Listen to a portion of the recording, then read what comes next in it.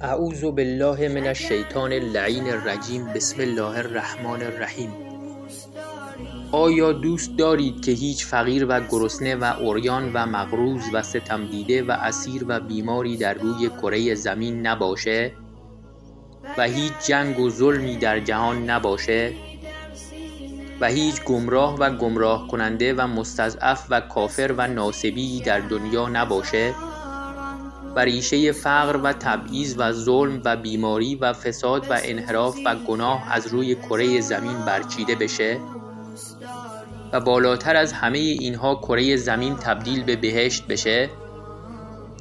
تنها راه چاره برای تحقق این امر ظهور امام عصر عجل الله تعالی فرجه الشریفه و یکی از راه‌های نزدیکتر کردن ظهور احیای امر یا نشر علوم یا احادیث شریفه اهل بیت علیهم السلامه تا جهانیان با آشنایی با اهل بیت علیهم السلام و کلام شریفشون هرچه بیشتر شیعه بشن و تعداد یاران امام عصر عجل الله تعالی فرجه الشریف و دعا کنندگان جهت ظهور بیشتر بشه.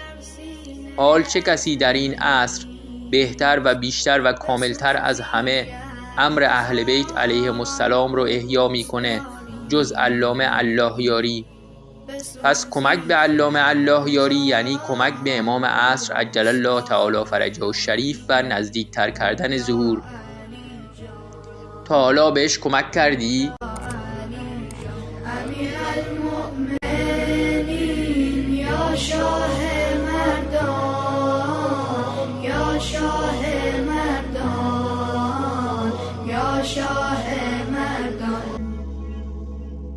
اگر دوزخ به زیر پوست داری نسوزی گر علی را دوست داری وگرنه